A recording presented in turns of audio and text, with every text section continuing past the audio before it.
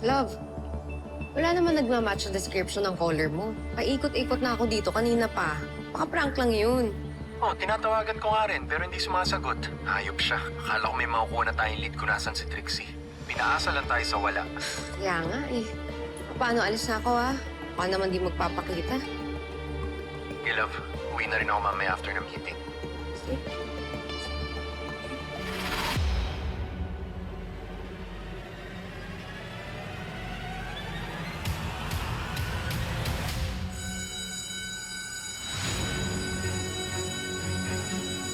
Oh my God! Sandali, sandali! Ano yun? Baka may sunog! Asan yung gamit ko?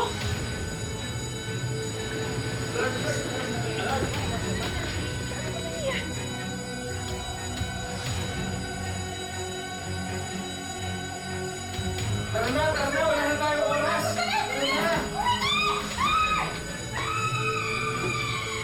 Bakit tayo nagkakaganito?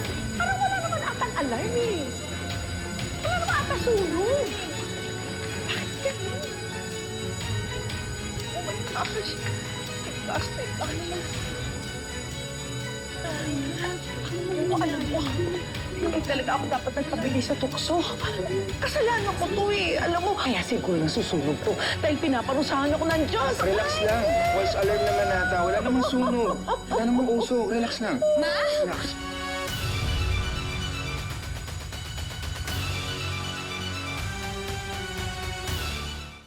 Everyone, pasensya na, false alarm po. Pwede na po tayo bumalik sa mga room nila. Ma? Ma, bakit kanya ayos niyo, Bruce? Ma, what's this? Oh my God! So sa'yo nga yung hotel keycard? Ma? Vanessa, pwede ba? Bago ka mag-isip ng iba, makinig ka muna sa explanation ko. Explanation? It's all so obvious, Ma. Nag-cheat ka kay Dad.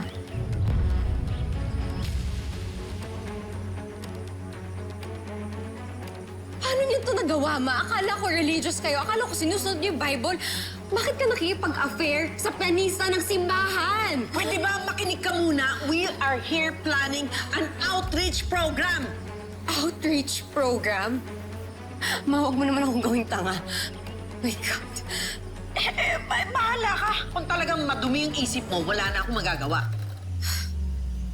Sandali.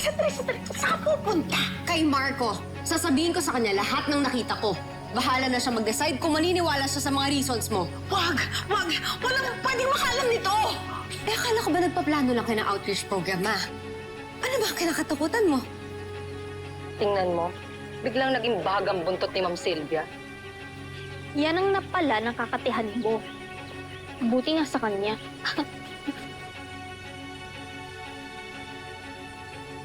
May remembrance ako. Bakit ka kasi pakialamera? Can you just mind your own business? Ma, asawa ko si Marco. Obligasyon ko maging honest sa kanya, especially on matters that concern him. Kaya hindi niyo ako mapipigilan. Vanessa, sandali! Thank you so much, sir. Let's meet again this week to sign the contract, ha? Thank you so much, bro. Show them the way out. Yes, sige.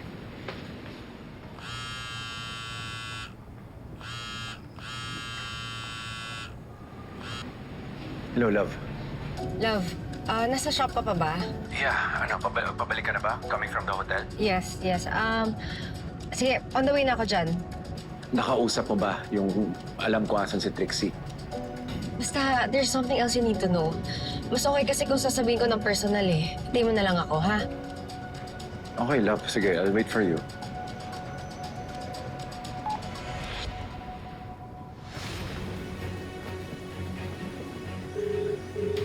Marco, bakit hindi ka sumasagot?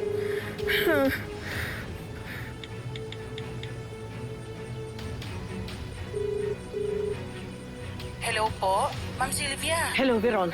Pakausap ako sa Sir Marco mo. Wala po siya dito, ma'am. Overtime daw po sa shop. Bakit po, ma'am? May problema ba?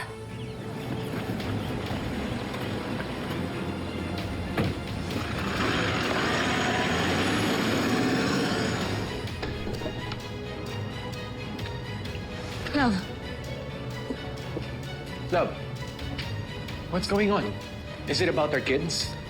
no. The kids are safe. This is about Mama. What about my mom? Buisit! Hindi ako papayag na masayang lahat ng pinaghirapan. Anong balak mo? Sisirain ko yung pamilya Panganiban para wala na akong kaagaw kay ate. Are you out of your mind? Ayoko mawala ka. Kaya naman natin tayo tuloy. Mag-iingat na lang tayo. Ay, umalis ka na! Tama na! Naulo ka? Ay! Marco, please! Tama na! Pinagsisisihan kong pumasok